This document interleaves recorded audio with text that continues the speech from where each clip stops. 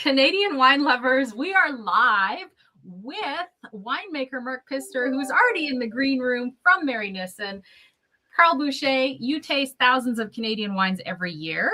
Tell us how you found this winery. What was our first? Oh my God, this is such a great question. But first and foremost, Canadian wine lovers, Carl's Wine Club members, everyone across the country, from one ocean to another, from Nova Scotia all the way to Victoria, welcome, wine lovers.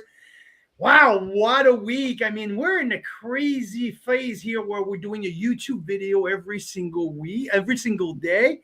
And wow, there's wines everywhere here. And today we are featuring Marynissen, and so we're also going to talk about some of the wine about the collab group as well, because I have so many questions that I have for my friend Marc Pistor, which is a fantastic winemaker, and he has built such an incredible group, a collaborative group, and where they operate at Marynissen. So to answer your question, Mira, how do I found Marynissen? To be honest with you, it's from a BC, it's from an Okanagan winemakers, really, who really started to talk to me about Marynissen, and I had conversation with Marcel Morgenstern and Fabian Rice as well, people from Niagara-on-the-Lake. But this is Jeff Undermark, which is an incredible winemaker. He leads Mount Boucherie on the West Kelowna Wine Trail here in the Okanagan in Kelowna. And Jeff famously was a winemaker at Marynissen for years before he said, fuck it, I want to make some big and bold wine. I want to go to the Okanagan. And he finally took the helms of Mount Boucherie and Rust Wine Co.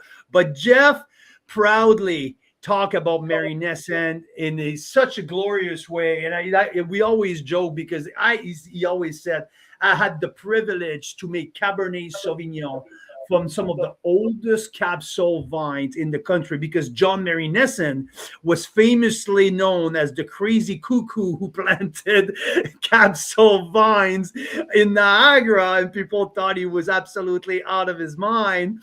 But Jeff always told me that, Carl, it was such a privilege, such an honor to take these fruits and to make, according to him, some of the most terroir-oriented and beautiful grapes to make Cabernet Sauvignon from Niagara. So that's how I got really immersed into the Marynissen's culture. Culture is from Jeff Undermark, but after that, I made some research. I talked to people in Niagara-on-the-Lake, and everyone was telling me the same thing. You really, truly need to taste these wines, and from there, because Marc and I were talking about different other project of his, and I was tasting his Fogelor wine, and he was telling me about he was building the collab group, and he was operating at Marynissen. So now I had, like, everything unfolded. I had the privilege to taste the Platinum series, the Heritage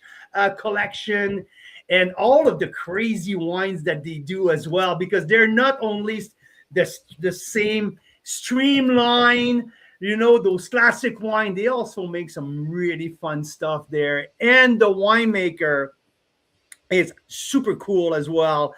So yeah, now that's a short answer to your awesome question, Mira. So yeah, and I know I know from you what really, really triggered you about Marynissen. It was that fun blend of Merlot Gewürztraminer that you tasted 2 or 3 years ago, and you were like, oh my God, I want to taste more of that winery. And absolutely. So we featured Marynissen, I think 4 years ago in 2021, when the club was still pretty young. If you're new here, we taste thousands of Canadian wines every year to bring you all the gems. And then we interview winemakers, just like we are now with Marc Pistor joining us in just a couple minutes here from Marynissen in Niagara-on-the-Lake, Ontario. And so that was in the early days of the club, and we featured Marynissen. And I do remember the standouts for me were the Nanny's Blend, their Cab Sauvs. I do remember I like their Merlots. I love Merlot in general. And that Cab Franc Gewürz, I mean, holy smokes, it's such a unique blend. And they've done it again this time. Oh, sorry, it was That was Merlot. Merlot Gewürz. Yeah. Merlot And Gewürz, they've I done it believe. again. They did a Cab Franc Riesling, which we just tasted. That is phenomenal. And I love it because they also named it A, like Canadian A, because those varietals are so very amazing in Canada. Daryl's got Mythology Vineyard 2017 Syrah in the glass. 2017, I think, was a kick-ass year for BC Syrah, wasn't it? Oh, I mean, we had some great experience. I remember like the Black Hills, actually. Black Hills 17 Syrah was one of my very favorite. Like I mentioned often, right? I remember being with the winemaker at Black Hills on a long Zoom call at some point, and we were talking about the roller coaster of 2017 vintage. Like some hot, some cold. It was really wonky in terms of vintage, but at the end, wines were coming out and more wines were evolving in barrels. And he keeps saying the same thing. Fuck, these wines are so good. These wines are better than we were expecting. So 17 was that sleeper vintage that now has been aging awesomely. And we tasted a 17 yesterday from Osoyoos, a 17 Cab Sauv yesterday on our YouTube daily live with the Lakeside Cellar. But yes, 17 has impressed me in many different bottles that we've tasted. So fantastic. Yeah, so Marynissen, we already mentioned a little bit about the winery. They're in Niagara-on-the-Lake, which I'll show you guys the map in just a second here.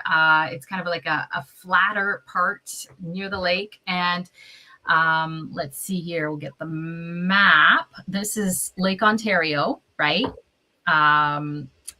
It's about an hour away from Toronto. And they are right on that right side. That's all pink and purple there. Mira, an hour from Toronto, you had better be driving at 3 a.m.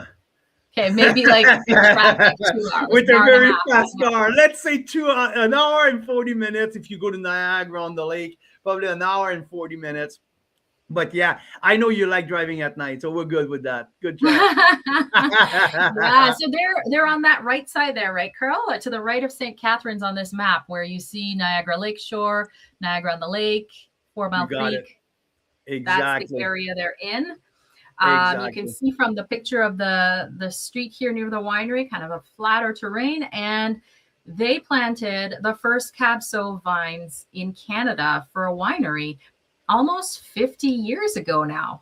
That's John and Inge Marynissen right there, who took the chance, believed in it at a time when some people were saying you can't even make any wine in Canada. They were like, no, we are going to make wine, and we're going to make Cab Sauv and Riesling and all the vinifera's, which now we know we can do at such a world-class level. But they were some of the first pioneers. So it's really exciting to see how that's played out now with their most recent releases and Meet the Winemaker. So yeah, absolutely. You're bang on, Mira. And hey, for everyone who's tuning in, I want to know, where are you tuning from and what it's in your glass tonight? Because what it's in my glass, I mean, there's a little too, like there's a lot of glasses here. Like we're getting older, so we need lots of glasses around the house. So Mike, the average enthusiast here, is saying this is a pioneer wine. Yes, absolutely, Mike. You are absolutely bang on. And now and fantastic value. And on top of that, they've given us member pricing on these 3 bottles right here with up to $15 off until Monday. So these are great wines. You can see by the scores, like some fantastic scores here, but also phenomenal value. And I think you get that more and more with the wineries that are really well established like this. Like maybe they didn't have to buy the vineyard land, in the last 5 years when all the prices went crazy. And so I think you get such phenomenal value when you get with some of these pioneering wineries. And also they have that experience behind them too. It's exciting to learn. Oh, I mean, the process, right? The process is all lined up. Like they have the process absolutely dialed down. So yes, you are absolutely correct. And also they absolutely knows the spot in the region where to buy the right grape, because these wineries are not always 100% estate fruits, right? They have purchased lands over the years, but also they know the source of fruits, where they're coming from, the fantastic quality, and they have long-term contract because they have long-term relationship. So yeah, Very here we cool. are It looks now. like Daryl and Mike have read each other's minds yet again, and they both have BC Syrah open tonight. And guess what? It's very timely because we will be chatting a little bit about Syrah as well, but Ontario Syrah, right, Carl? Absolutely. I am really thrilled about that, because one of the wine that really got my curiosity in the lineup is the Heritage Collection, the Cab Syrah, with the two cabs, Cab Sauv and Cab Franc, but mostly also, I believe you're at 30-something percent Syrah in there. So it's going to be fun to talk about that wine. I really like. And Very there's fun. the Heritage Shiraz as well. Yes. That I can't wait to ask Mark, why did they name it Shiraz on the bottle? Why So it's Shiraz, going to be an not interesting Syrah? conversation. Yeah, so we got lots of questions. If you guys have questions, please put them in the chat. I know we've got the crew from Marynissen and Collab joining us on their page as well, so welcome. And let's bring in Marc Pistor. Marc's got tons of experience with Niagara wine, tons of experience with all the different sites, as you're saying, and so it's really exciting to have him on. Marc, hello. Cheers. There we go. I gotta Good to see you. Good to see you too. How are you? I'm great, thanks. Awesome introduction too. I mean, really capturing what the history of Marynissen is, and I've been now at Marynissen since 2016, and I was the winemaker of record until 2020, when I had the opportunity to hand the reins over to Mitch McCurdy, who really drives a lot of these wines, but I can certainly speak to them. We work really closely together to make sure everything's coming out the way that we want it, right? So, you know, I have more of an oversight role there and participate in the business from grape purchasing all the way through to sales and marketing. And it's been so exciting. And, you know, I'm so grateful for the opportunity to work with such a historic winery, right? And you know, unfortunately, the Cab Sauv vines had to come out. The last of the Cab Sauv vines had to come out a couple of years ago, just sort of too old, and the vineyard was a little bit too damaged. We pushed it as absolutely far as we could. So the 2023 Heritage Cab Sauv is like our last year that has about 50 or 60% of the old vines in it. And then after that, though, we're at 8 or 9 years old now in our replanting, and it's great because the site that we're on, as you're describing, that sort of flatter area in Niagara on the Lake ends up being very, very warm, and we're right next to the Niagara River sub-appellation, which is great for big reds, and we have really well drained soil. That's is it a new sub-appellation? Yeah, no, it's there on the right side. No. Niagara River is the horizontal one. But are you guys located on the 4 Mile Creek? Are you on the corner of 4 Mile Creek, right next to Niagara River? We're right there. We're at the border. We're right at the border. Like across the street from us is Niagara River. So, you know, we're sort of really hitting that right at the edge, and we're pretty central. So we don't have as much impact from the lake as well. So it keeps us a little bit warmer.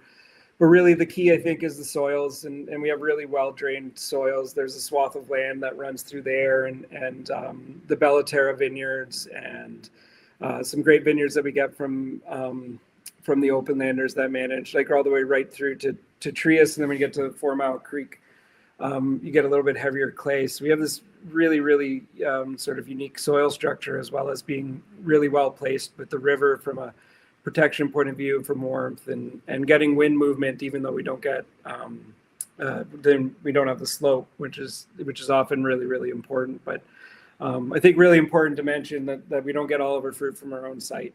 So we work with some really amazing vineyards on both sides of St. Catharines, and we have the opportunity to make some great blends. And since I took over in 2016, what we've been doing is trying to pay homage to the roots of innovation, and like the Franc Riesling and some of our other wines that we've made, we've both pulled historical wines like the Nanny's Blend back into our our portfolio, but as well wanted to expand and push the limits as much as possible, and being really focused on retail sales for the first number of years. We've recently had some success through licensee channels and at the LCBO, but being really focused on retail, we've had to sort of innovate and make sure that we have really great quality wines across everyone's taste profiles. And it's been, it makes the job a little bit more challenging, but I've had the experience leading into taking over at Marynissen, and Mitchell just does an amazing job across the entire portfolio. So it's been great. Marc, this is absolutely fantastic. And before we jump into the core, into the lineup here, the heart of our conversation, let's backtrack, because you took over in 2016. I want to know, are you a Niagara boy? Are you what's your background before you handed at Marynissen? So I'm from Sault Ste. Marie, Ontario originally, Northern Ontario, right? So the winemaker of Sault Ste. Marie, okay. Yeah. Hey, I'm a hockey boy, so I mean, I can relate to the junior team. So yeah. So I started a degree in biology at the University of Ottawa, and wanted a summer job because I stayed there after my first year, and found a job at the Wine Rack, which is our at the time the only sort of non-LCBO place you can buy wine. Was either a wine rack or a wine shop, both owned by one owned by Peller, and the other one owned by, at the time, Vincor, but now known as Arterra. Arterra, right? And so I started at Wine Rack 2001. I was reading a magazine and saw a BSc in winemaking and grape growing, and honestly couldn't get it out of my mind. I just thought, I'm in school for a BSc. I wanted to do medicine, but didn't end up there. Sometimes I know happily because of what I ended up in, but it was a great experience working at the Wine Rack. I had an awesome manager, and was reading through a magazine, saw the BSc, and transferred the next year. So in 2002, landed at Brock University in enology and viticulture degree, and finished it up. It's a co-op program, so I had to work to earn my degree. And so I actually stayed working at Vincor for the entire time, mostly at the Wine Rack, then at Jackson Triggs, Niagara State in retail, and then went and did a summer in the vineyards with Vincor in the Okanagan Valley. And that was an amazing experience. I worked one harvest 2005 with Bruce Nicholson in Jackson Triggs, Okanagan Estate. And 2 years later, a year and a half later, Bruce actually moved back to Ontario, to Niagara, where he was from, and took over in Enniskillen, which honestly was his dream job. And I had finished my teacher's college degree and didn't have a job in the fall, and sent him an email and said, "Do you need any help for vintage?" And he said, "Yeah, get down here." So he tells the story a little differently, because I emailed him, said, "Hey, Mr. Nicholson, I'm not sure if you remember me." And he always makes fun of me about that. So I had an awesome opportunity working for one of Canada's greatest winemakers at the beginning of my career. And he had a lot of trust and faith in me. So, by 2009, I was assistant winemaker. In 2010, took the winemaking position at our large production facility in Niagara Falls for what was at the time Constellation. Yeah. And I worked there, went from crushing 1,500 tons of fruit to crushing 12 to 15,000 tons of fruit, and really gained a lot of experience. A complete different world. It was. And it was so important, as you sort of get an accelerated learning of what wines do when they're being made, and how to sort of approach both the wine business and winemaking overall in a different way. And, at the company at the time, Marco Piccoli and Thomas Batchelder, Sebastian Jacquet, Bruce, obviously, still there. Lubomir Popovic, he was my senior winemaker at the plant at the time. And you just sort of can't help but learn from guys that are that good at this. And by 2014, I thought, maybe I could do something else in the wine industry, maybe I wanted to use my teaching degree. So I left the company in 2014 and I started doing some consulting with Fred DeProfio. His dad and his wife had a winery in a small winery in Jordan called DeProfio Wines. And I spent that first summer actually taking care of the vines. And it was such a great way to sort of get back into. Hey, Marc, I don't want to interrupt, but you know that Fred is one of the favorite personages. I do. And he deserves to be. Do you know that he just opened a wine bar in Niagara on the Lake? Yeah, I've been there too many times already. So yeah, that's awesome. That's awesome. It's a great place. They have a lot of our wines. Tour live last week on the Zoom call here with some members. So that's great. That's great. That's awesome. No, sorry, keep going. I had to interrupt you. Yeah, here. no, for sure. And that's what I was going to say. So I spent 5 or 6 years working with Fred at Bellaterra, was Pondview at the time, at DeProfio Wines, Dark Horse Estate Winery in Grand Bend, and Marynissen. So we sort of worked together as doing consulting in a bunch of different places, and it was a really great experience. A lot of challenges and a lot of learning, and I got to see the great wines that he was making at Bellaterra as well, and sort of that continued. So in 2020, we decided to sort of both go in sort of the same but slightly different directions. I wanted to do more of my own production with my virtual projects, like what ended up with Collab, and he ended up there actually very quickly afterwards, but didn't necessarily know it. So we had split that up. I kept Marynissen, and I was really excited to sort of maintain that work at Marynissen, and it's been a great experience. Being able to build out a brand, knowing that, as you guys mentioned, so much was already there in place before. So you want to pay homage and you want to move the business forward. So that's an incredible progression. That's an incredible route. I love that story, Marc. Thanks for sharing that. Now I'm very curious, because you had the idea of collab, because now like 2020, the COVID time, and I mean, virtual winemaker were starting to pop up more and more and more, and we're starting like what Thomas was doing with sourcing grapes from different appellation, and like we saw that increasing, and your idea of collab, I mean, that's a little bit what it is, right? To bring some of the smaller guys who can source their fruits, whatever they want, bring them under one umbrella. And the key is to have the winemaking facility, and so everyone can be under the same roof and sharing knowledge, sharing equipment, sharing pretty much everything. So that's a little bit what collab was all about, right?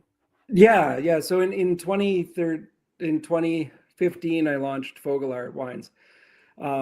And honestly, I wanted to make some of my own wines in a very small volume, just to sort of see if I can do it and learn what it takes to sell wines, which you guys do a great job of. Thank you very much.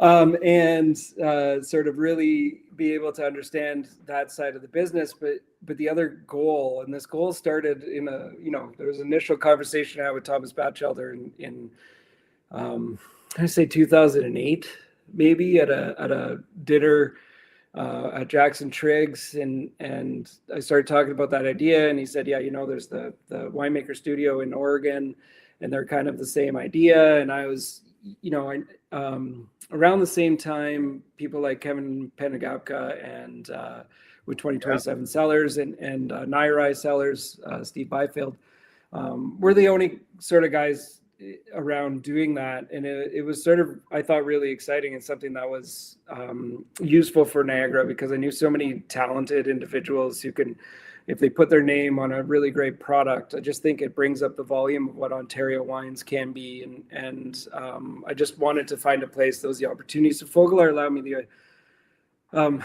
it was work towards sort of proving to wineries that having someone else share your space was both beneficial for that individual and beneficial for the winery itself. And I really believe that from economics point of view, because in a lot of cases people weren't able to use their cellar to their fullest efficiency, and if there's other people that come in and rent that space, and that's a little bit of cash flow back in there, and that's where the concept sort of started for me. So I was looking for a home. I was at DeProfio Wines to start. I did a couple of years at Ridgepoint, because Morrow at Ridgepoint Wines is a great friend, and honestly a great member of this winemaking community. But eventually was able to convince ownership at Marynissen that this would be a worthwhile endeavor. So I was able to find a spot for people like Jeff Moot with Divergence Wines. Absolutely phenomenal wines, and the rock star. Yeah, and then and the Openlanders with their own sort of vineyards and vineyard management, they were able to. They wanted to come in and start, and I thought that was really, really exciting. Mitchell has his own brand, and friends of yours now with Horseshoe Cellars, we had an opportunity to bring them on very recently, and Battersea Wines, who's the brand manager at Marynissen. She's not a winemaker; she works with us to sort of have those come out, right? So different.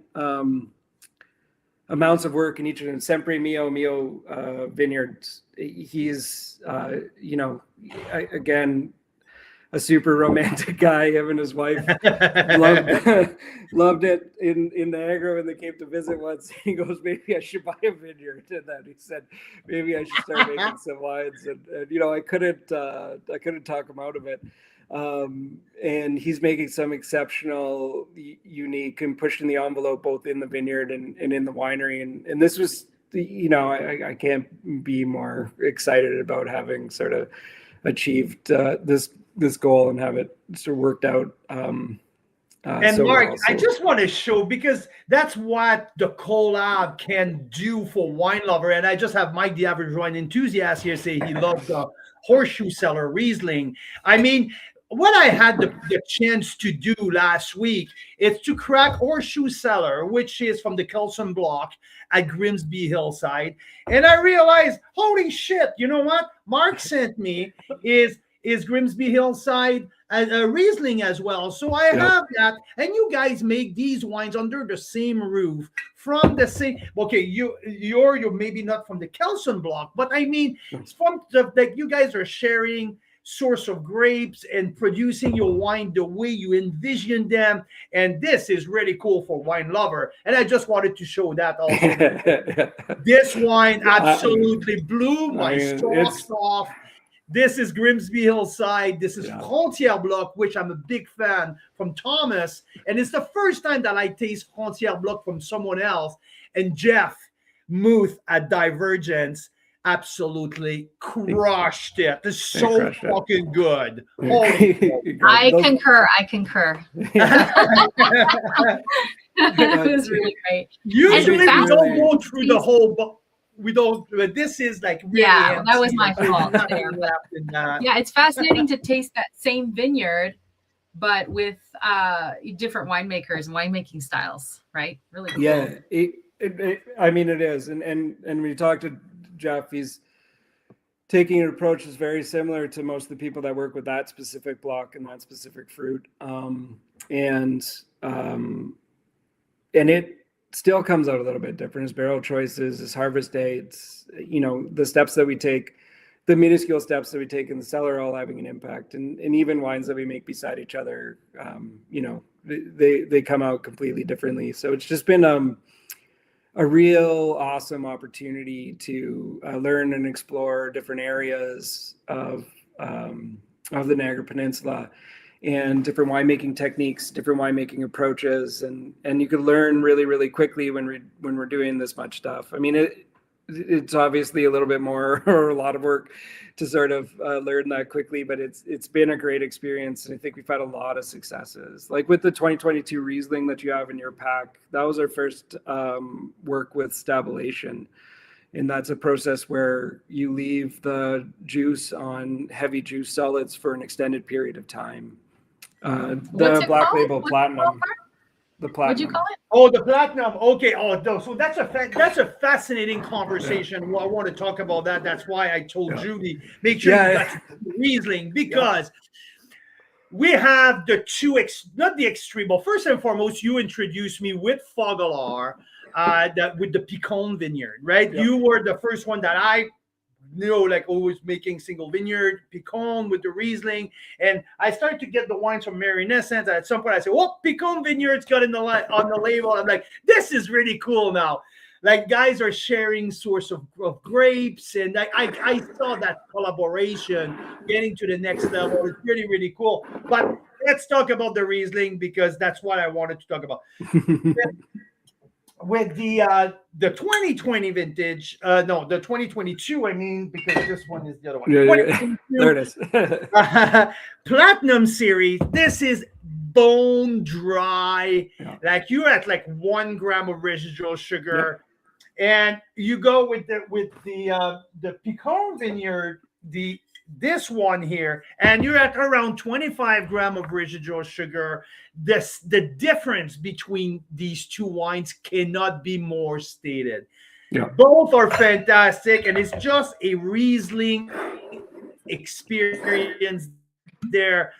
So at the end of the day, Mike, because now Mitch makes both wine. It's Marynissen, so yeah, Mira got the both. I mean, personally, I'm a sucker for some softness in my Riesling, but I hear so much from consumer. Oh no, I can't. Like, there's lots of consumer are looking for the driest possible, and now you guys have the both here like, side by side. It's so fascinating. So tell me a little bit of the approach here. So my two loves are Cab Franc and Riesling. That's it, and that's what I make with Fogelar now. I'm strictly Cab Franc and Riesling. Occasionally I'll do something a little bit different, but what we wanted to do is play with stabulation in order to make a dry Riesling taste appropriate. I don't like dry Rieslings. Oftentimes I find that there's too much acidity there. You don't achieve balance. I love arrested Rieslings. The Rieslings of the Mosel were the ones that sort of really excited me, because at the time, 20 years ago in Niagara, very few were doing low alcohol, high residual sugar Rieslings. I can't explain why. And all I wanted to do was make them. And even when I worked for Vincor or Constellation, I would make them, and then we would present them to marketing, and then marketing be like, no, there's no room in the market for it, and whatever. And you say that people want dry Rieslings. So if I often open up with my Rieslings and say, there's 25 grams residual sugar, 28 is my number, but we go a little bit drier with Marynissen.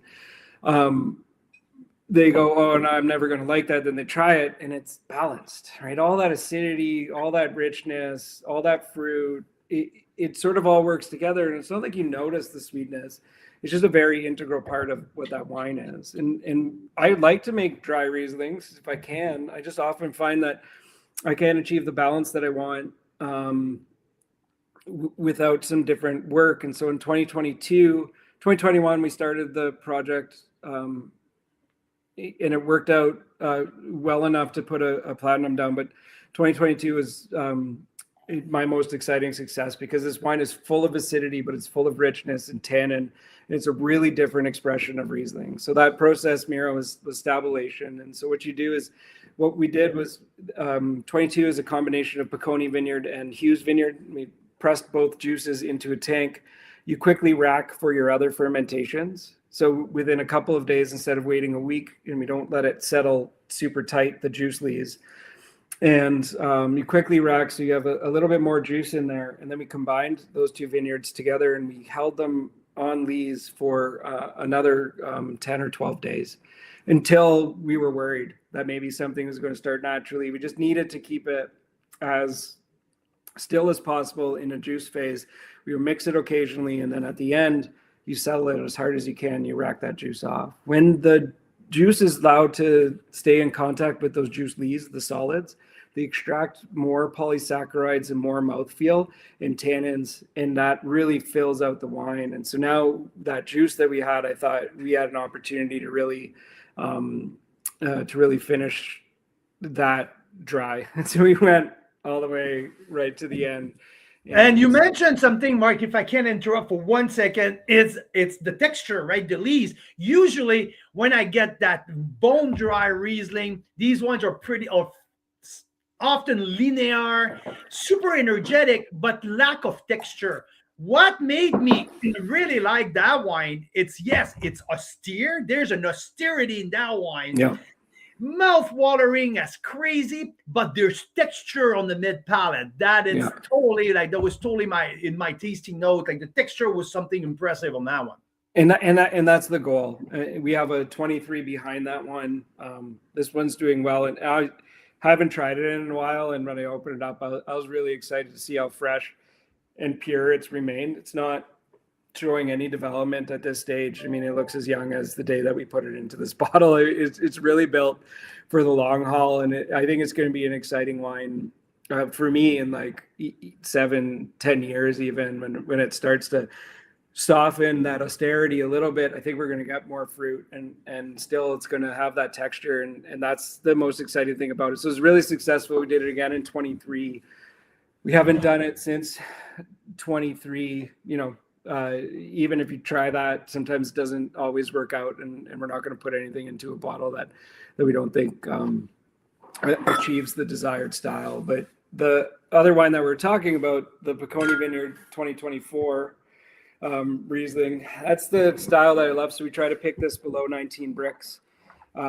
We ferment it and then arrest the fermentation around 10% alcohol. And if you do all the calculations with those numbers, you normally end up somewhere between 20 and 26 grams per liter of residual sugar, depending on the start and the conversion of yeasts. And that balance point, man, it just does something for me. It's the most exciting Rieslings that I could have. It does it for me and Mira as well. This is right in the wheelhouse of what we like. Soft, approachable, great balance. The acids still sustain and lift everything in there. There's nothing heavy and sweet. This is wonderful. And one thing also, we're in the business of selling wine, and it's the price point.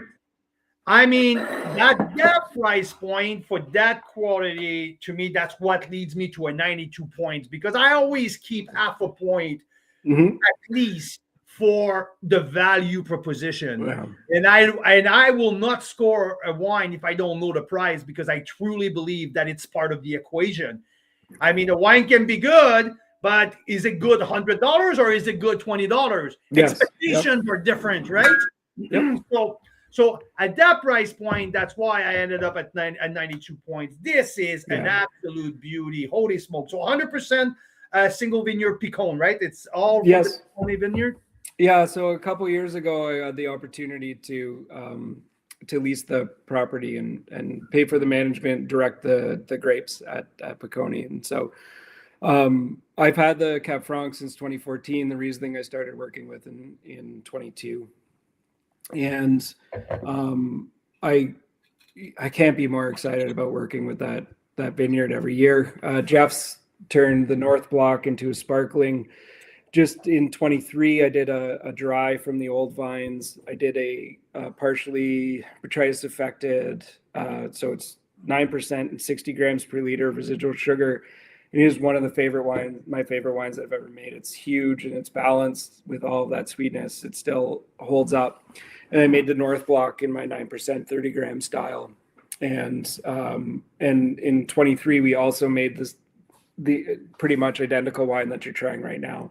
They all come from different parcels of the vineyards. They vary in age, but they vary in age now from 18 to 28. So it's you're getting quality all over the place. The management, everything's hand harvested, and sometimes we crush into stem and sometimes we whole cluster press, depending on sort of what we're looking for. If we crush the stem, we get an increase in tannins. And one thing that's really important in making a sweeter style Riesling is that you have a higher level of tannins to help with the balance and to really push the palate freshness. And loved making that wine, and was making it for Fogelar, and then saw the opportunity of Marynissen to maybe be a little higher in volume and maybe elevate the vineyard to where it deserves to stand, because it's an amazing sort of little 7 acres of perfection, right? So I keep most of the Cab Franc for myself. Derek Barnett from Meldville has actually worked with the Cab Franc the last couple of years, and I was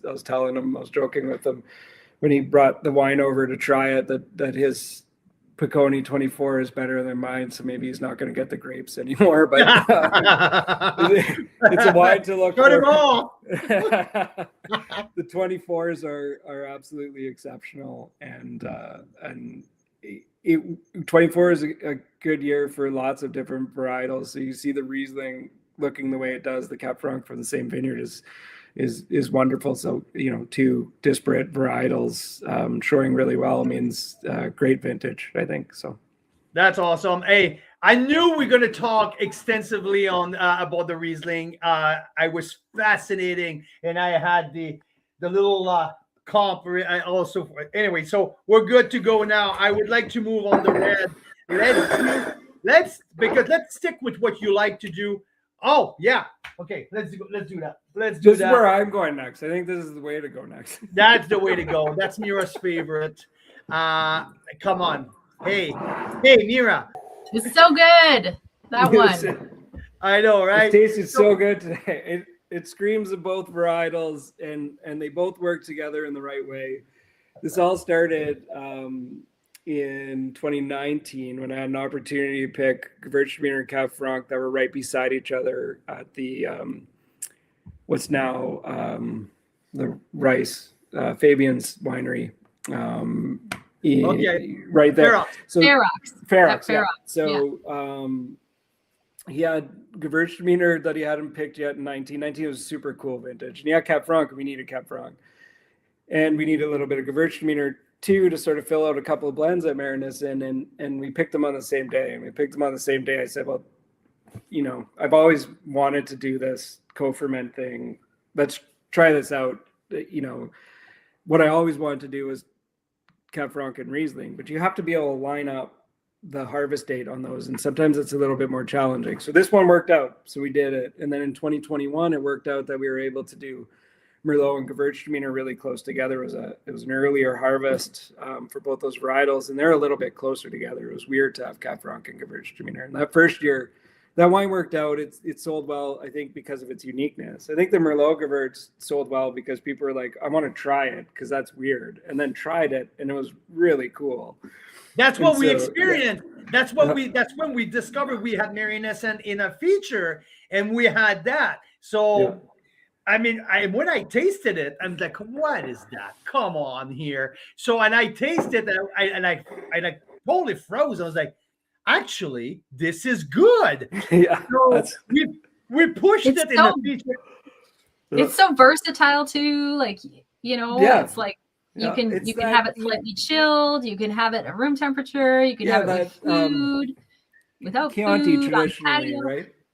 Chianti traditionally was that blend of white and red, and those wines are fun and they're easy, you know, to drink, and they do pair well across a wide variety of things. And like I said, the goal at the beginning was always to find Cab Franc and Riesling, and so in 24 we're actually able to line up a younger block of Cabernet Franc and Riesling that was right next door to it. So this stuff is like grown only about like 30 feet away from each other, and it's Cab Franc and Riesling from the Grimsby Hillside Vineyard.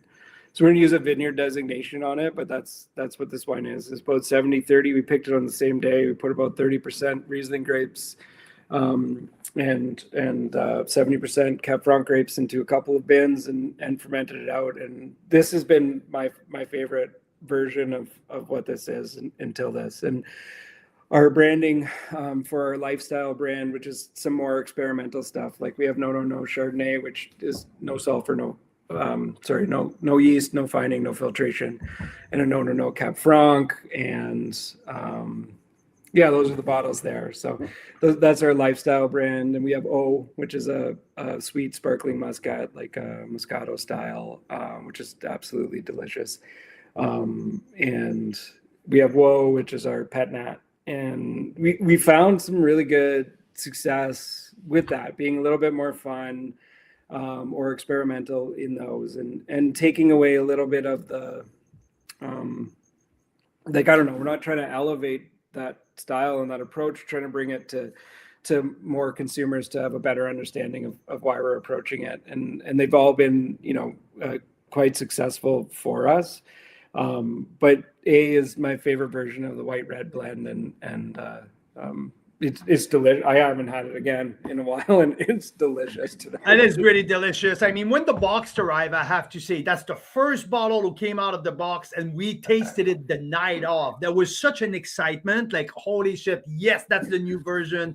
Let's do it. And hey, you even did you do a little bit of barrel aging in there as well? There's a tiny bit so barrel, it goes into neutral for a short period of time. Okay, just to give it a little bit of texture. Yeah, and the volumes are smaller, so it's safer. Yeah. There you go. Well. There you go. No, that is fantastic. But yeah, none of it was new. I think that that sort of smokiness, maybe a little bit from yeast and a lot from the fruit. I did see a little bit of barrel, but there was no sort of real barrel that was added. Yeah. So short period of time in neutral. I mean, a fun wine, non-pretentious, but it works. Sometimes I have an issue with these crazy thing because it looks fun on paper, but it doesn't work. Like, you taste it and you're like, no. Like, there's a lot of these kind of things. You're like, gosh, it doesn't make sense on the palate. This works. This is fun. And you can feel both varietals. Like, there's the bright Riesling, really, and inside of that cherry black forest cake of the Cap Franc. I mean, this is just so much fun. So yeah, I give it a 92 points, and I rarely score high these kind of experiments. That funky stuff. I know. They really just happy. worked. It just freaking worked on the nose. It was awesome. Yeah, great. Yeah. I appreciate it though too. No. It worked. We don't. Yeah, I mean, we do some of these things, and not everything makes it into a bottle. Just for the record. I was talking to a few guys, and they said, Carl, like, it's fun to talk about the one who works, but the many who don't work, we don't talk about it. Well, we don't have to, right? That's it, right?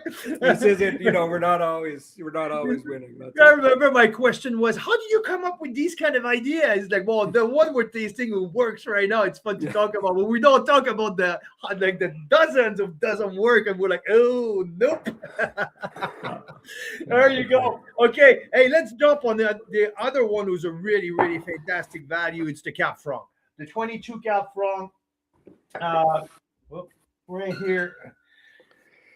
here. I mean, at that price point, it has to be in the running for my value wine of the year. It's like under $20, and it's Cap Franc. It's specific to the varietal. It's true to the varietal. It's balanced. There's everything I'm looking for when I look for a affordable wine. But this is, the texture is so impressive for a $19 wine. It's amazing. So now, are you ready to give your secret to the hundreds of listeners of Carolina? Yeah, I mean, I guess you just have to own a really good piece of land that supports Cab Franc really well. The majority of that fruit comes from our own site. We replanted in 2017, 2018. And I would say that 22 was really the first year where we started to see the age be appropriate for making quality wines. It was, we were taking in more fruit from other places prior to 22, 23, 24. The majority of our white label Cab Francs coming from our site, and the guys who manage our vineyard do a great job, and the fruit always comes in ripe and balanced and delicious. And so, the secret is just being an okay winemaker and having great fruit, I guess. It's not a lot, and from a price point of view, I think Mira said it correctly. We've grown from about 5,500 cases of production to about 9,000 or 10,000. I think it's all on our value line, right? And making quality products effectively at those price points. So where did Carl go? Sorry, it's live, right? That's the joy of live. Someone is knocking at the door 1 time, 3 times. I'm like, okay, there you go. Anyway, I'm here. I'll go see who that is. That's okay. Okay, now I think to me, and again, we just had that conversation earlier with the Picon Riesling. The price point makes a huge impact on that wine. I mean, and I'm a sucker for texture. I mean, sometimes for me, it's important to get some substance on the palate, and this wine, like that's what is really, really crazy. It's all good. It's the texture versus the length. And I mean, yes, it's from younger vines, but holy smoke. It leads me to the question of, is it the 22 vintage who are so well suited for Cap Franc, or it's purely the vineyard side? The vineyard side is just an absolute rock star for that varietal, and we can expect something like that on a yearly basis. Yeah, so the vineyard side is an absolute rock star for that varietal. It really is. I think Niagara overall creates the opportunity for great Cab Franc every year. The site that we have, full ripeness is definitely achievable all the time. And it's just, I think that helps us maintain consistency. With that product, we work really, really hard to maintain consistency. The 24 was an absolute monster, and we had some 23 remaining, and there's some blending allowances, and we actually had to do that to sort of pull back 24, and same thing in 25, and we haven't fully figured out what to do. Because right now our 25s are sitting in tank at 14.8% alcohol and just huge tannin and tons of fruit. And I think they're great wines, but I think what's important with those, and what Mitchell's recognized and what we understand about our consumers, is that consistency becomes a little bit more important. I don't want to have the up and down in my white label $18.95. Well, that's the house style, right? That's what we call the house style. People know what to expect when they buy that 22, 25, 21. Doesn't matter. They're expecting something consistent. It's got to be. It's got to be consistent. So we have those opportunities. We look for opportunities to make sure that we maintain consistency. You're going to see a little bit of up and down, but at 18.95 we want to be consistent, and I think that's what allows us, or forces us into maintaining that value proposition on that wine, and not sort of exceeding or changing what our approach is to the winemaking. So we pick at ripeness. We don't pick early. 25 was because when we went and tasted at 23.5, it didn't have the flavor profile that we wanted. So the phenolic ripeness, the phenolic development, and even the flavors that were in the grapes. And so, in 25, it took us to 25 bricks.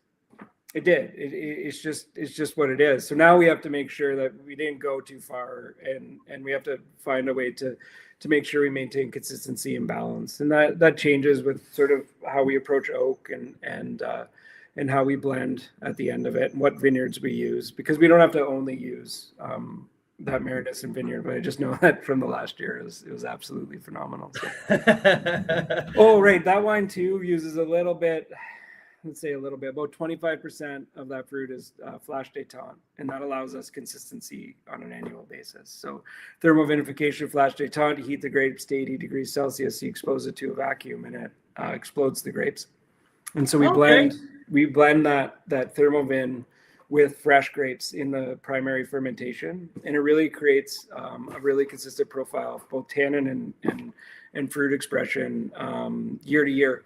Even in more challenging, less ripe years, we could still achieve the same consistent ripeness, and that's been really important for us. So there's a company called Nuance that rents that machine, and they'll drive it to your place, and you could use it for the day and that's interesting.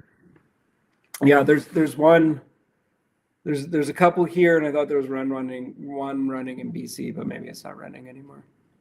Wow. Oh, I didn't know that. That's awesome. Now, let me take you, because I like that. I think the value proposition was absolutely off the chart. Now, I want to quickly, we're going to run through because I have much, like there's other one, but I want to know, why do you call Shiraz? I mean, it's a great question. I think it's a really important question. I think it's a very important question. And I only have one answer for you, and I can only be honest. Our licensee sales guy wanted a Shiraz to sell to his licensee clients. There you go. We were like, if we're gonna make a white label Syrah, it's not gonna be at that price point, and it's not gonna be like it's impossible. But we had Syrah, and he thought he had an opportunity, and we made the wine. We make Syrah every year, but normally it makes its way either into our Cab Syrah or into our Nanny's blend. And in that year in 23, we actually got delivered more Syrah than we needed, and we made it all, and then had this good wine. And the guy said, well, I could sell it. And I said, okay, we're going to make you a Syrah that you could sell at this price point. And he said, perfect. But you have to name it Shiraz because my customers want Shiraz. So we did it. And then I think that fell through for him. So we have this sort of really delicious, tasty wine in a bottle that, those sort of off ones that you don't have a plan for, you don't always make it to the shelf easily, because having a conversation in the retail store is challenging. So having an opportunity to offer it to you guys, to offer to your club members is a great way for us to move through a delicious inventory. So yeah, no, totally. And especially with that price point, that's what absolutely like caught my eyes. I'm like, wait a minute. I knew I'm going to ask that question to you live. I knew it was like I need an answer on that one. I can only give you the true answer on it. I think it's a great value. It's a really tasty wine. It's just it doesn't fit into our everyday plan for the winery, and there's no real plan to sort of continue that product further, right? So you have this opportunity now, and then so we make Platinum Syrah. Not necessarily from the same vineyard, sometimes from that same vineyard, but different approaches.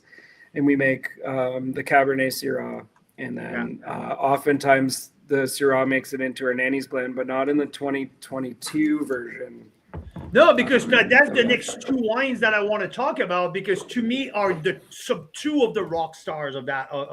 The Nanny's blend, which is a 55-45 Merlot Malbec, which is the blend that we don't see often, just these two grapes varietal. This is two components of the Meritage, two components of the Bordeaux blend, but standalone, these two varietals, really rarely, especially when you're close to a split of 50-50. So that's the Nanny's blend. And the other one, it's the 22 Cab Syrah that we're going to talk. Let's start with the Nanny's blend because I love the structure.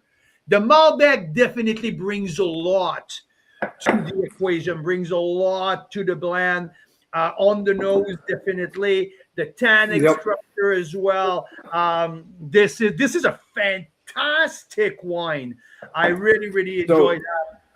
Tell me a little bit about how that came about. Like, I mean, do you guys grow Malbec? So we don't grow Malbec. And 2022, there was some winter damage in Niagara.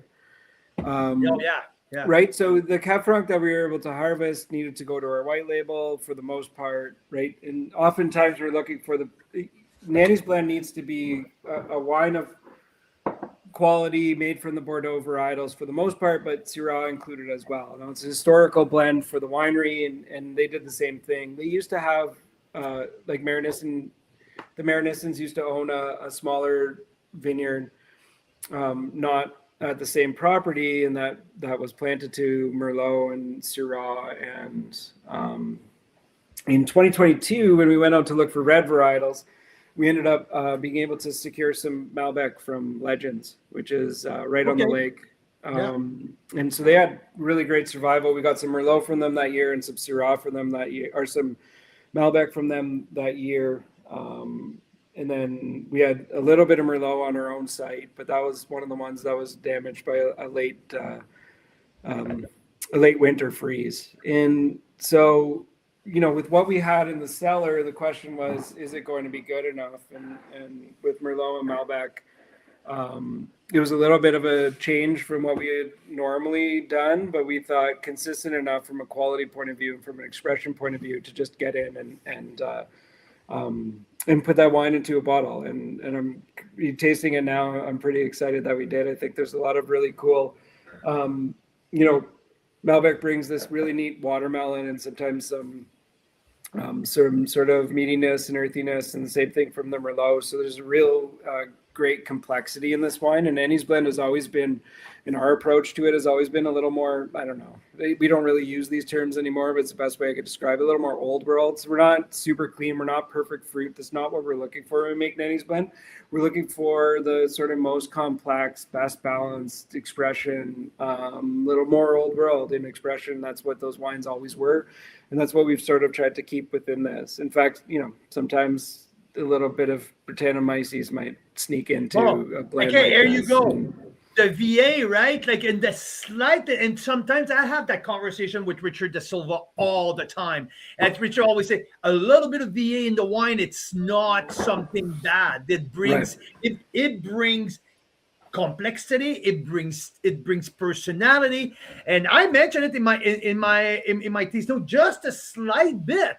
And I love that a lot. Now, we taste the same wines over a week all the time.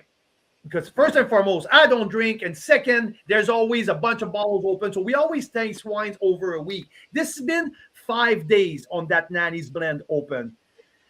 It's absolutely shining right now. The finish has developed a white pepper who lingers forever. Mm-hmm. The texture is sensational. I mean, for $30, $27.95, this is a wonderful, wonderful wine. Holy smokes.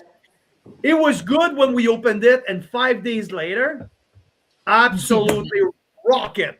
I'm always I always I gravitate to more of that style in things that I like personally hedonically prefer. Obviously, when we look at white label, that's purity of fruit, and we're looking for consistency, and not a lot of mistakes can make it into that white label bottle of Cab Franc. And I'm not saying that any of the wines that make it into Nanny's blend are mistakes, but they're more complex, more interesting wines, and we can still use them in that blend. And I love the freedom of that blend, and how Mitchell works through the cellar to get to there. Oftentimes you talk about, you take your platinums and you choose those barrels first, and then you choose your next value second, and it's a full declassification. We do a little bit of that. We take a very holistic approach to this, though, because we know stylistically Nanny's blend has that room for that complexity. And can we find those things that are maybe elevated in VA that we don't want to use over here, but we can fit into there? So, it's awesome that you picked it up, and it's awesome that you also like it in the same vein. And that's the style of wine that we're going for when we're producing Nanny's blend is a little bit, I don't know, funkier, a little bit. It's less about purity. It's more about complexity and enjoyment. Boy, and when you get your hand and you get excited of a 55-45 Merlot Malbec, that's mean you're a little bit of a geek to start with. And when I got my nose in it and I got the little VA, I'm like, fucking right. Yes, this is my friend right there. I knew. And like I said, you mentioned the old world. Like a little bit mossy, a little bit that savoriness coming in, but that dark cassis, a little smokiness. And by the way, smokiness, we can't mention smokiness about a wine from the Okanagan, because people go, "Oh my God, it was next to a fire," and like it drives me up the wall. I think this, for sure. The smokiness in this wine is a little bit of reduction that we didn't perfectly fix, and it evolves wonderfully in the bottle. And like you say, I think it's the reason why 5 days later this wine's still fresh. It's still a little bit more reductive in its winemaking and reductive in its expression. It gives it more life for a longer period of time. It's going to give it a little bit more life in the cellar. Most of these wines, I drink them before we bottle them, and then maybe sometime shortly after, but I don't get a chance to revisit everything all the time. So it's really fun to do these, and I'm really excited with where that wine's at. Oh, and it shows so well right now. Like nailed it. Mira, I was at 92 plus with this with the Nanny's blend, at least 92 for sure. Oh, let me get your this here. Nanny's blend, 92 plus. You got it. Yeah. And that was just right on the verge of that rock star level. I mean, this is so cool. That's the one I think we're putting a focus on the full email tomorrow. The Nanny's blend, one of my favorite of the whole lineup. Let's move on to the Cab Syrah, because I can talk about the Nanny's blend all night long. And so the Cab Syrah here. There you go. Where is my bottle? Right here. No. Anyway.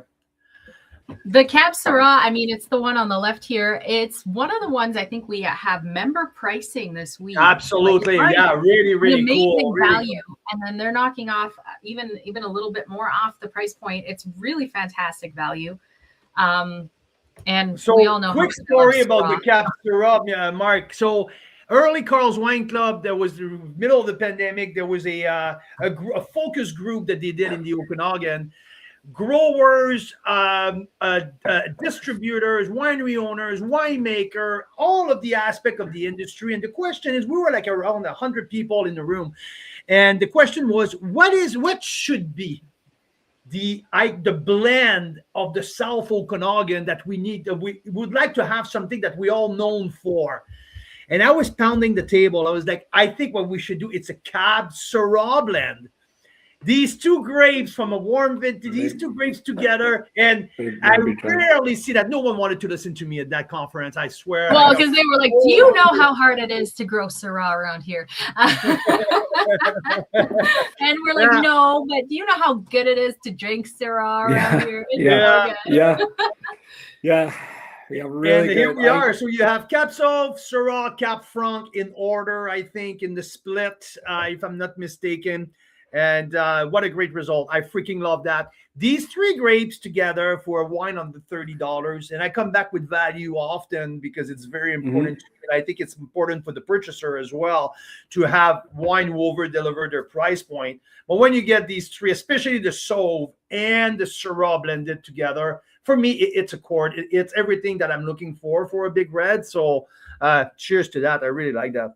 No, I appreciate that. I think for us, we make a Platinum Series Syrah. We don't necessarily do it every year. We have to have access to grapes. The year has to fit it. But the vineyard where we get the majority of our Syrah from really produces wonderfully fruity, soft, great expression in the Syrah consistently. What we want to do with that wine is bring some power. And for us in Niagara, the power doesn't come from Syrah, but Syrah brings the best aromatics and the most wonderful sort of mid-palate roundness and richness for the grapes that we get. We've seen big Syrah and we've worked with some that looks a little bit different. Oftentimes it's a barrel selection that leads us into the platinum decisions. Maybe we get a little bit more concentration in some of the barrels, and then we say, okay, this is going to be good enough this year. But every year that component in this Cabernet Syrah blend is sort of works perfectly. How much Cab Sauv or how much Cab Franc we use or where those come from, that's sort of determining the sort of finish style, and that'll change from vintage to vintage. It's not a wine that we're necessarily concerned with, like I said, about consistency, but rather a baseline quality that's elevated. And it's been our most, I think, successful release in that price point at the winery. The Nanny's blend and the Cab Syrah sort of compete all the time. And like I said, a little bit of Syrah makes it into the Nanny's blend sometimes. But those are those funky Syrah barrels that maintain their reduction and do that thing that Syrah does on the reduced side. And I can use those in Nanny's blend and it fits perfectly. But the Syrah that we choose and the cabs that we choose for the Cab Syrah often are those really fruity, really rich, really explosive berry wines. Like that's what we're looking for in that decision-making process. So, I mean, for me, the highlight of that wine is that charcoal-like minerality, like that graphite line through the middle, but lingers all the way to the end and develop until almost like a white pepper. Also at the end, but there's that graphite of the Cap Show it's really highlighted in that wine personally. Yeah, that's the 22. I could see that. So we're looking for that elevated experience when we're choosing the wines for Cap Syrah, and we're looking for the complex, fun experience for the Heritage Danny's blend. Sorry. Yeah, and that's like roundness on the mid palate from the Syrah. Nailed it, absolutely nailed it. Another 92 points, and again, like at under $30. This is freaking fantastic. I think that was Mira. Mira really liked that one. She was asking for more. Oh so yeah, I love when all she's your at, wines, Marc. yeah. When she asked for more, I'm like, okay. So Mira rate the wine. It's not about the score. It's about how many. It's not a score. It's how much. Yeah, give me more. I'm like, holy shit, did I underscore that at 92? Because she's like, give me more. So, hey, the barrel program for the Cap Syrah. How do you approach? Is it more of a recipe on that vintage and vintage, or you play on every vintage barrel, depending? Yeah, I mean, we buy new and once filled barrels every year to replace stock that we're getting rid of. And then we know an approximate volume of total wine that we're going to need aged 16 months across the entire portfolio. So that's like Nanny's, Cap Syrah, Cap Franc, Cap Sauv. For all of the products, we say, okay, we need, let's say it's 18,000 liters. So we put about 22,000 liters into barrel and then declassify out of those barrels. The program is Syrah, how many barrels are we putting down? The answer is 8. So out of 8, we're going to do 2 new, 2 ones filled and the rest in neutral. And then we finish our aging. And when we finish aging, or throughout the aging process, we taste, make notes on the barrel or make notes in our books and go back and, is it the same as it was before? Okay, great. And then we get to blending, and, blending is just this, sort of huge amount of time where you're trying different combinations of all of them to sort of fit into what you want stylistically. And, is it good enough to make that expression? Are we cutting more? Are we making more this year because we can? And it puts a little bit less risk on the future. So, that's it. So there's no specific thing. You're going to have new and used French and American. We don't we love having some pretty good components of American in our Cap Franc. That Syrah is going to see predominantly French just because that's our preference with what that fruit or how that fruit in wine normally shows. And so, French barrels and everything's 14 to 16 months. Depends when we get it down in the winter. If we're fast enough to get it before the snow falls, then we'll get a couple of extra months on the other side. And if we're not, then we put it down in January, February. So yeah. Oh, that's awesome. Let's finish up quickly with the wine that Julie was she gave us she gave the members $15 off the bottle on the Platinum Merlot.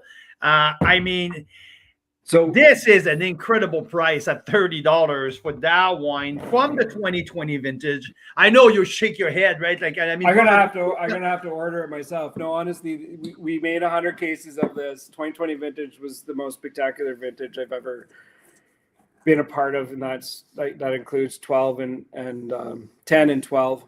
I think 20 right across the board was the best. Merlot expressed so well. And, the thing that, tasting this wine tonight, the thing that I see is that it needs, 3 years before it's going to express properly.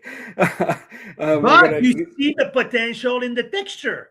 Like I mentioned earlier, I'm a sucker for texture. If you show me that this wine will develop with a great texture and a good mid palate, I mean, I know that thing's going to trickle down like in the structure. So I think it's a little bit closed right now, which is wonderful. And I think 2020 is at this on our shelf is nearly $50, but 2020 is at this price point. Shouldn't they be drinkable? I've opened a couple; they taste great. I sold the majority of my Piconi Cab Franc already, and every time I open it, it's getting a little bit better. So 2020 has just been a great vintage to sort of get back to. And what happened was we had the 100 cases, and we sold some, and then the LCBO said, "Oh, we'd like to take 50 cases." We sent it to them, and then about 6 months later, they said, "Well, this wine isn't selling. We're sending it back to you." And so we were like, "Perfect, please send it back to us." Right? So us, right? yeah.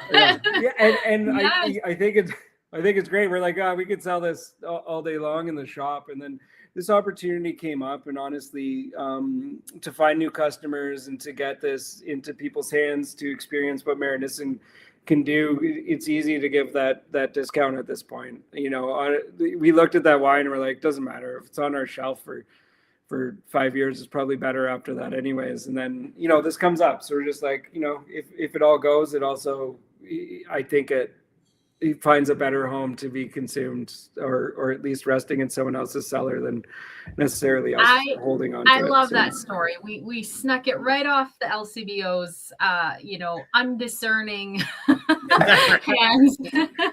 And one thing that is unusual for 2020 is the 13.5.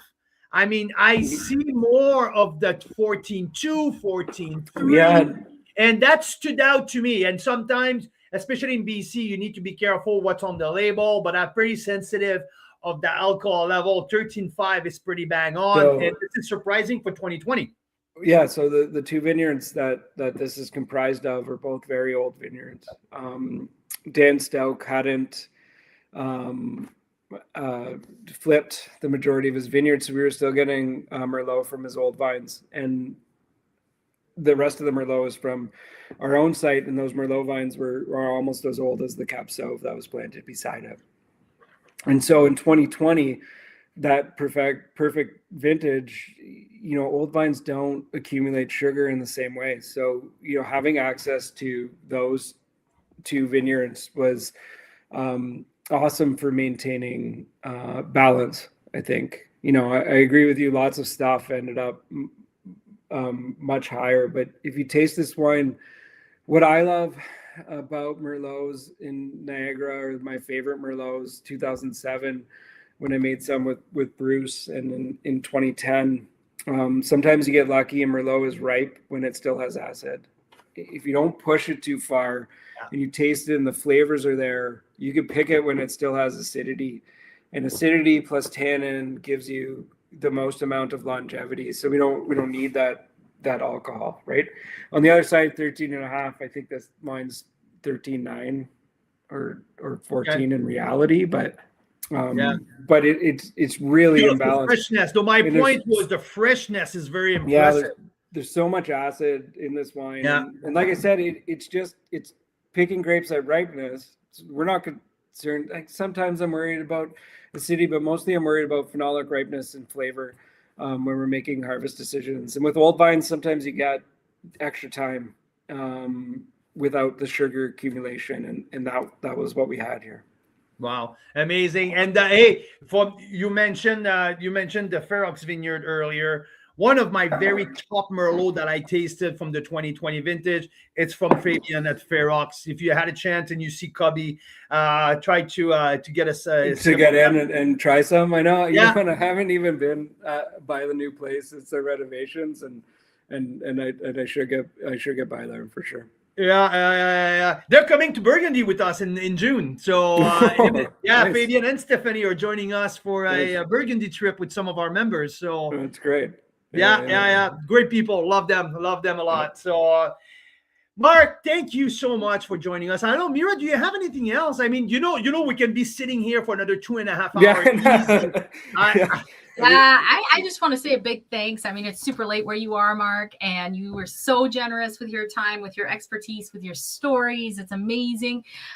Mitch McCurdy is, as you said, took over the reins a number of years ago, but with you working hand in hand. And so we're excited to meet Mitch at some point too. I know we've had Mitch on the show. Yeah, Mitch has been on. He's on a well-deserved vacation this week, and he's getting some skiing in before things get too warm. So I'm excited for him, and hopefully he gets back nice and refreshed. But really happy to talk about Marynissen's wines, about the work that Mitch does and that we do together. And big thank you to you guys for being as loud and enthusiastic as you are about the Canadian wine industry. We can't have enough of you guys, but you do an awesome job, and it's been great working with you. And hopefully we'll get that collab. That's what I wanted to mention. Yep. I wanted to hint it before we leave, because we're not done with you. No, we are not done. I hope not, because lots of stories. I can see a full month of 1 week for each of the collab or something like that. Mira and I think almost on a daily basis in the last week. I know. Figure out the best way to do it. I'm excited. So. You guys are wine nerds. I mean, Carl's Wine Club, let's face it, that's what we are. We're really into the wine. And when you have something like collab, you have these are just absolutely passionate winemakers who are there. They're not there for any other reason than the fact that they are it's true. They just passionate about what they're doing. So it's so exciting. Yeah. And we do this crazy thing lately with Carl's Wine Club. We go on Zoom on, we call it Tasting Thursday. And then we're actually on Zoom. So you can get to meet some of our very amazing members across the country. Mike is often tuning in there. And then we get to ask those questions live. It's a little bit more intimate. And then the really crazy stories come out, don't they? Because we're not... streaming it for everyone. There's some very colorful language. Usually for 3 hours, and I don't know. It's a lot of fun. We have like a little over 40 different different location across the country last time. Awesome. So Marc, it's a fun way. I really appreciate you, man, and we're going to finish this week with Marynissen. We're going to get back to the table, and we're going to talk about a full collab later down the stretch. Okay, looking forward to it. Thanks a lot, guys. Thank you so much, Marc. We really appreciate you. Take care. Have a great night. You have a good one. Amazing. Wow, such a great conversation. He must be so tired. It's so late out there. I know. Sometimes I forgot. Sometimes I forget. I'm like, fuck, I need to go pick up my son. And I know I forgot that it's like 11, almost 10 o'clock out there. I'm like, holy smokes. Yeah. Stacy and Jeff, we should have Marc on Tasting Thursday. And you know what? Because they have collab, there's like 12 other winemakers. So it's kind of cool. Like it'll be a very interesting night with lots of different stories. We'll have to find a way to, make sure we hear them all somehow. But very cool what they do there. And you know what I do have to do in 10 minutes? I'm meeting with Jenny because she is also has experience with this terrible thing that poor Carl has had to deal with, which is that Carl loves pizza. He loves pasta. He loves bread. He loves croissants. And guess what? I found out last year that he's very celiac. So I'm meeting with a member right now in a few minutes to get all the tips on. Well, make sure that you guys have a glass of wine. Hey, because Mira, I have to say right now in front of me. I got lots of wine. I have to say right now, I need to bring you Nanny's blend. I've tasted them all. After it's been open for a while now, Nanny's blend is absolutely freaking stunning right now. So you need to share the Nanny's blend. We need to do a full post across the board on Nanny's blend tomorrow. This wine at $27 at $27.95, including tax. It should be illegal. It should be illegal. It's fucking nuts. It's so good. 55% Merlot, 45% Malbec. This wine is a stud. So good.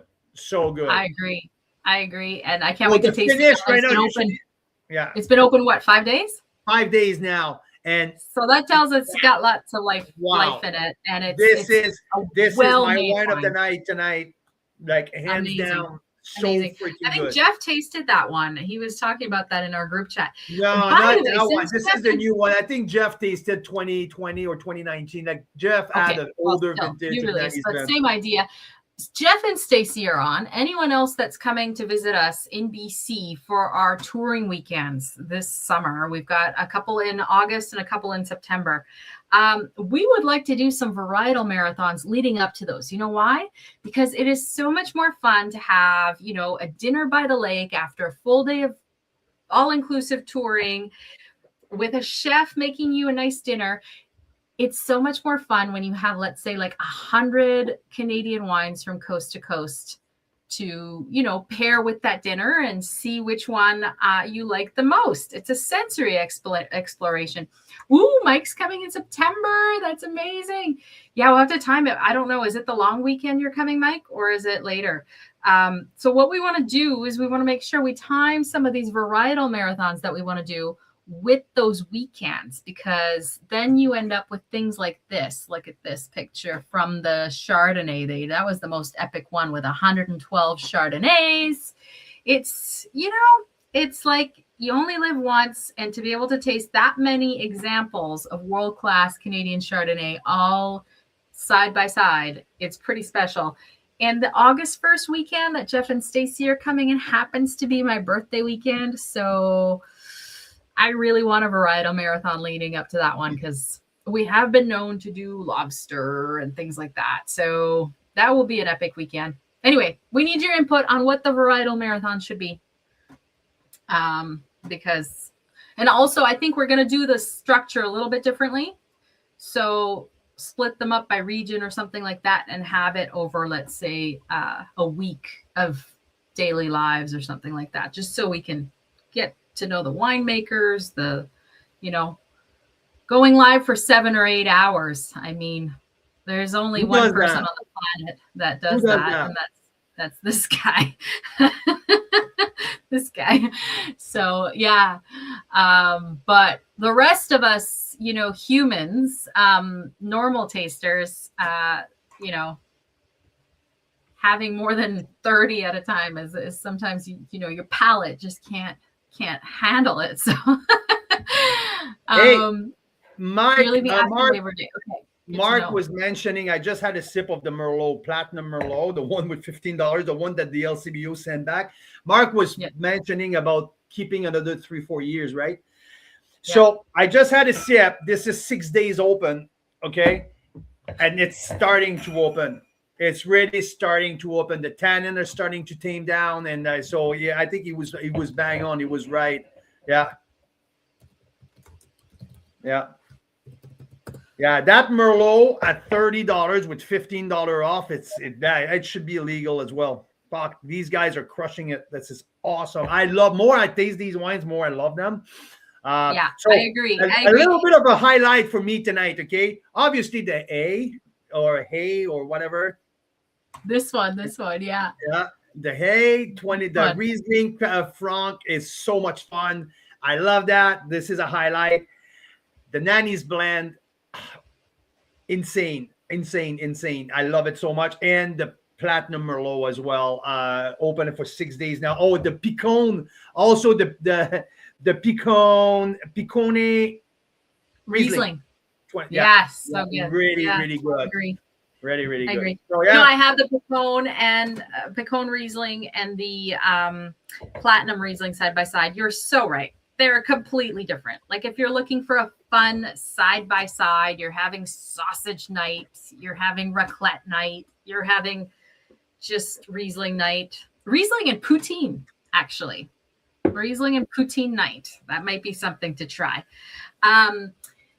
These two side by side are fantastic as an example of how different Riesling can be, but also like such great value. Everything across the board that we've had from Marynissen. Oh my God, amazing value. Well, especially that Picon, like that Picon Riesling at what, like $18?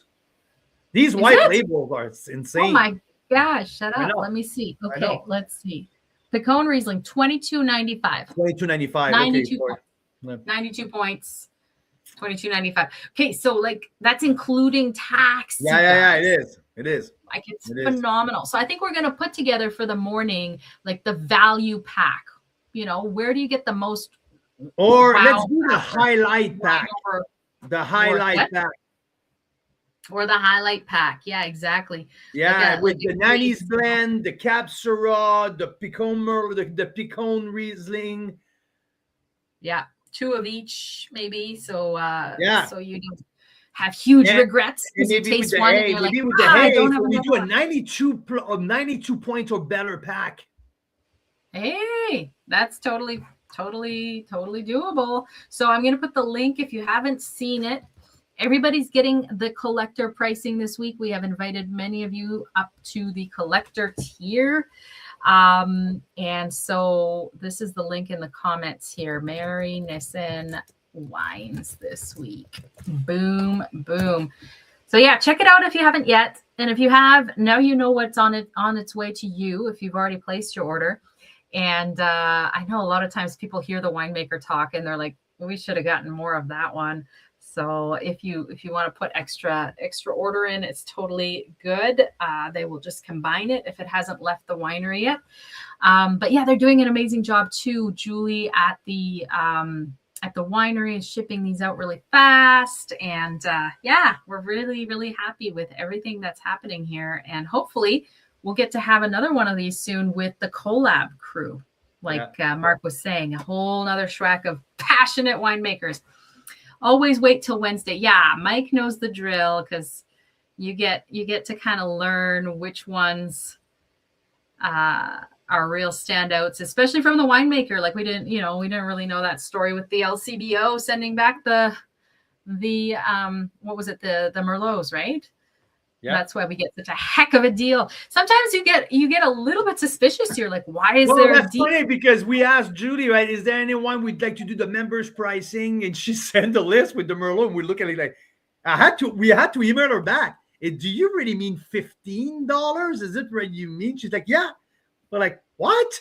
We're like $1.50 or $15. And she's like, no, really, $15. Like it came back from the LCBO and we love what you guys do. And we want to, get to know your members. And I was like, wow, these guys have the right idea. So they're going to get into your cellars, you guys. And then you won't be able to stop reordering. That's the thing. I'm warning you now, but yeah, exactly. Okay, I guess I have to go pick up the boys.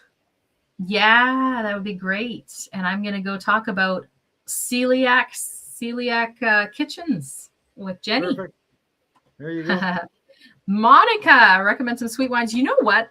One of the 2 Rieslings in the Marynissen pack is on the sort of sweeter side. Very good, vibrant acidity still. Yeah, vibrant acidity, a little bit like 24 gram of residual sugar. Yep.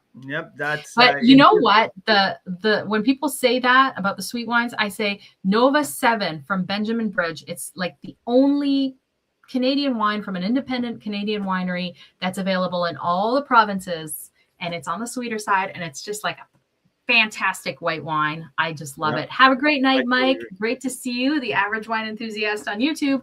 Have a great night, everyone. We will see you again tomorrow for our daily lives. If you're on YouTube, please hit subscribe because we are trying to get to 1,000 followers. Send it to your friends. Bring the wine joy, the Canadian wine joy. Join us on YouTube. Click the bell. Join us. Yay. Have a great night.